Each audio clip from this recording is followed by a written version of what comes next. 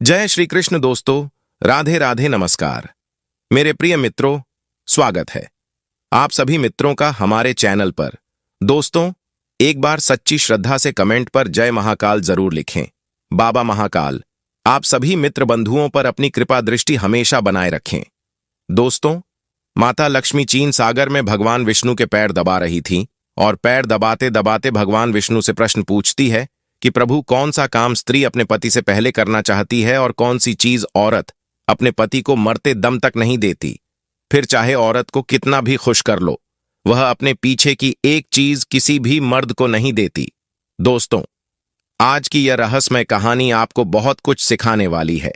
आपको इस कहानी से पता चलेगा कि स्त्री कौन सी चीज अपने पति को नहीं देती है और कौन सा काम वह पति से पहले करना चाहती है।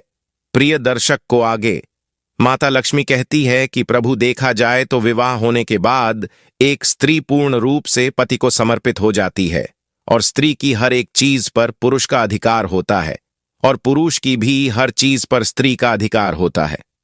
प्रभु, परंतु ऐसी क्या चीज है जो स्त्री मरते दम तक पति को नहीं देती, और ऐसा कौन सा काम है जो स्त्री पति से पहले करना चाहती है? दर्शकों, माता लक्ष्मी कहती हैं, थे प्रभु, मुझे ये बताइए, एक स्त्री और पुरुष का रिश्ता प्रेम, विश्वास, त्याग और समर्पण से बनता है। यदि इनमें किसी चीज का अभाव रहता है तो रिश्ते की नींव कमजोर पड़ जाती है। कई बार तो इनके अभाव के चलते रिश्ता टूट भी जाता है। कहते हैं, इसमें कपट के लिए कोई स्थान नहीं है।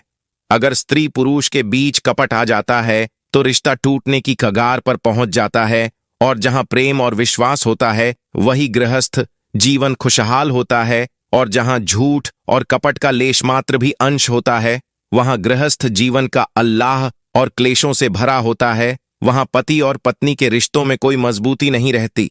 इसलिए प्रभु, मैं यह जानना चाहती हूं कि स्त्री कौन सी चीज अपने पति को मरते दम तक नहीं देती और कौन सा काम वह पति से पहले करना चाहती है, जबकि हर काम में स्त्री अपने पति को ही आगे रखती है। फिर ऐसा कौन सा काम है जो वह पति से भी पहले करना चाहती है? दर्शक बंधुओं, माता लक्ष्मी के दोनों प्रश्नों को सुनकर भगवान विष्णु मुस्कुराते हुए बोले, हे देवी, जिन प्रश्नों के उत्तर तुम जानना चाहती हो उनके जवाब मैं तुम्हें एक कहानी के माध्यम से सुनाता हूं, और इस कहानी को बड़े ही ध्यान से सुनना। दर्शकों, भगवान विष्णु कहते हैं, लक्ष्मी धरती पर एक बड़ा ही सुंदर नगर था। उस नगर के राजा के बेटे का विवाह होने वाला था। राजा के महल को, नगर की गलियों को फूलों से, रंगों से सजाया जा रहा था। उधर राजकुमार का विवाह जिस कन्या से होने वाला था वह बहुत ही रूपवान थी। राजकुमार अपने कक्ष में लेटा हुआ राजकुमारी के बारे में सोच रहा था। सोचते सोचते अचानक से उसके मन में राजकुमारी से मिलने की इच्छा जागृत हो उठी। वह उसी क्षण राजकुमारी के पास जाना चाहता था और उसने एक योजना बनाई और सबसे छुपते छुपाते महल से निकल चला। अस्तबल से एक घोड़ा लिया और घोड़े पर सवार होकर राजकुमारी से मिलने के लिए चल दिया। चलते चलते जब वह एक जंगल के रास्ते से गुजरा तो वहां उसे बहुत जोर से प्यास लगने लगी। अब तो राजकुमार पानी की तलाश में इधर उधर भटकने लगा और कोई जलाशय दिखाई नहीं दे रहा था। यदि कहीं कोई नदी या तालाब मिल भी जाता तो उसमें पानी नजर नहीं आता। इस प्रकार प्यास से व्याकुल होकर राजकुमार एक झोपड़ी के पास पहुंचा और वहीं पास में ही एक कुमार दिखाई पड़ा। हे देवी को देखकर उसे कुछ उम्मीद जागी और सोचा, शायद स्कूल में पानी हो। राजकुमार ने जब में जाकर देखा तो सच में कुएं में पानी भरा था। पानी को देखकर उसकी प्यास और भी तीव्र हो उठी। अब तो उसने बिना कोई देर किए कुएं से जल निकाला और पानी पीने लगा। जब उसने पेट भरकर जल पी लिया, तभी क्या देखता है कि उस झोपड़ी से एक बुढ़िया निकलकर आती है, और वह बुढ़िया उस रात को से कहने लगी, है मुसाफिर, कहीं तुमने इस कुएं का पानी तो नहीं पी लिया? और यदि तुमने इस कुएं का जल पिया है तब तो तुमने बहुत बड़ी भूल कर दी है। यह कुआं एक आर्षि के द्वारा श्रापित है और इस कुएं का जल पीने वाला मनुष्य नरभक्षी बन जाता है। इसलिए आज से तुम भी रात होते ही नरभक्षी बन जाओगे, और उस समय तुम्हारे पास जो मनुष्य आएगा तुम उसका भक्षण कर लोगे। उस समय तुम यह नहीं सोचोगे कि यह मेरी माता है, यह मेरे माता पिता हैं, यह मेरी पत्नी है या फिर ये मेरे भाई बहन हैं। उस समय तुम्हारे निकट दिखने वाला मनुष्य या पशु सिर्फ तुम्हारा भोजन होगा। दर्शक बंधुओं, उस बुढ़िया के मुख से शराब की बात सुनकर राजकुमार बड़ा दुखी होने लगा और कहने लगा, माता श्री, तब तो मैंने इस कुंड का जल पीकर घोर अनर्थ कर डाला है। ऐसे तो मैं न जाने कितने मनुष्य को हर रोज अपना आहार बनाऊंगा, जिसमें मेरे अपने भी शामिल हो सकते हैं। दर्शकों, राजकुमार विनती कर बोला, हे माई, क्या इस श्राप से मुक्त होने का कोई उपाय नहीं है? यदि नहीं है तो मैं अपने आप को ही खत्म कर लूंगा, जिससे मैं किसी दूसरे को मारकर अपना भोजन बना हूं। दशकों तक बूढ़ी मां कहती हैं, बेटा, श्राप से मुक्ति होने का उपाय तो है, यदि आप कर सको तो। तब राजकुमार बोला, हे मां, श्राप मुक्त होने के लिए मैं काल से भी लड़ जाऊंगा, तुम बताओ तो सही दर्शक को। तब बुढ़िया कहती है, बेटा, यहां से कुछ मील दूरी पर एक ऊंचा पहाड़ है और उस पहाड़ पर हरे भरे पेड़ पौधों से भरा हुआ जंगल है। उसी पहाड़ पर एक कायाकल्प नाम की जड़ी बूटी है। यदि तुम उस बूटी का रस निकालकर मिलोगे तो तुम इस भयंकर श्राप से मुक्त हो सकते हो। लेकिन इतना ध्यान रखना, रात होने पर तुम किसी एकांत स्थान पर जाकर छुप जाना। यदि आप कहीं मनुष्यों की बस्ती में चले गए तो न जाने कितने निर्दोष मनुष्य तुम्हारा आहार बन जाएंगे। मित्रों, राजकुमार ने कहा, ठीक है माई, मैं इस बात को भली भांति ध्यान रखूंगा। इतना कहकर राजकुमार उस कायाकल्प औषधि को ढूंढने के लिए चल दिया।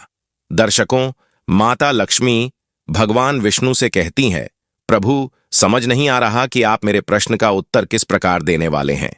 तभी भगवान विष्णु कहते हैं, देवी, धैर्य रखिए, आपको अपने प्रश्न के जवाब इसी का हाल ही में मिलने वाले हैं।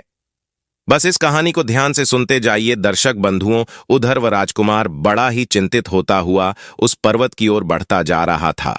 औषधि वाला पर्वत वहां से काफी दूर था और इधर अंधेरा भी हो चला था। राजकुमार ने सोचा कि अब आगे का रास्ता मैं कल सुबह सूर्य निकलने के बाद तय करूंगा। पहले मैं किसी निर्जन स्थान पर जाकर रात गुजार लेता हूं। यदि मैं भक्षी बन गया तो मेरे द्वारा निर्दोष लोगों की जान चली जाएगी। मित्रों, राजकुमार अब राजकुमारी से मिलने का विचार तो त्याग ही चुका था, क्योंकि वह जानता था कि इस दशा में राजकुमारी से मिलना भी उसके लिए हितकर नहीं है। वह राजकुमार गांव और नगरों को बचाता हुआ जंगल की ओर चला गया, जहां किसी मनुष्य के आने जाने का मार्ग नहीं था, और उसने अपने आप को एक पर्वत की गुफा में बंद कर लिया। इधर काफी रात हो चुकी थी और वह राजकुमार नरभक्षी के रूप में परिवर्तित होने वाला ही था। इधर दर्शकों, राजकुमार ने अपने आप को जिस गुफा में छुपाया था, उसी गुफा में एक बड़ा ही खूंखार भेड़िया रहता था, और वह भेड़िया आए दिन लोगों की जान लेता रहता था। चारों तरफ लोगों के मन में उस भीड़ को देखकर दहशत बनी हुई थी। इधर क्या हुआ? जब वह राजकुमार गुफा के अंदर पहुंचा तो उसे वह खूंखार भेड़िया गुफा के अंदर बैठा मिला। उस भेड़िए ने राजकुमार को देखा तो मन में बड़ा खुश हुआ कि आज तो घर बैठे ही भोजन चलकर आ गया। भेड़िया घुट्टा हुआ उस राजकुमार की ओर झपटकर उसे खाने वाला ही था कि इतने में राजकुमार पर श्राप का असर होने लगा। पल भर में ही वह मनुष्य से नरभक्षी पिशाच के रूप में बदल गया।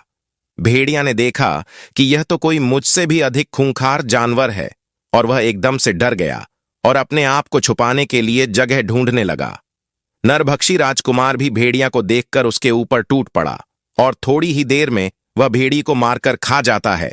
प्रिय दर्शक बंधुओं, इस प्रकार राजकुमार ने नरभक्षी के रूप में रात उस गुफा में बिताई, और सुबह होते ही वह अपने असली रूप में आ गया। राजकुमार गुफा से निकलकर आगे का रास्ता तय करने लगा। तभी गांव के कुछ लोगों ने देखा कि यह नव युवक तो उस दिशा से आ रहा है जिस दिशा में वह आदमखोर भेड़िया रहता है।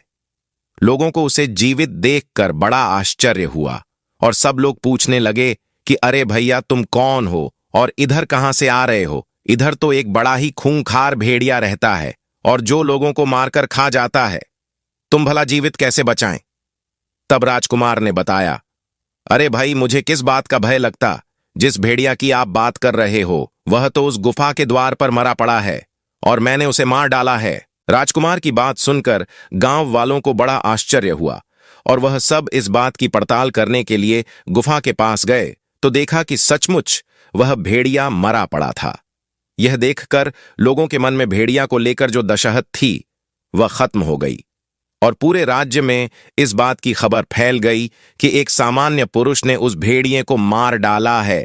10 को जब यह खबर वहां के राजा को पता चली तो वह राजा राजकुमार को मिलने के लिए अपने महल में बुलाता है और उससे कहता है, हे वीर युवक, तुमने प्रिय को मारकर हमारी राज्य की प्रजा को निर्भय कर दिया है, इसलिए मैं तुम्हारी वीरता और साहस का कायल हो गया हो।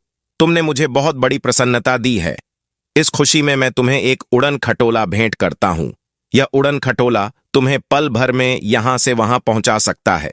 दर्शकों, राजा से उड़न खटोला पाकर राजकुमार भी बड़ा खुश होता है और सोचने लगता है, यह तो बड़ा अच्छा हुआ, अब मैं इसी उड़न खटोले पर बैठकर उस पर्वत पर आसानी से पहुंच जाऊंगा।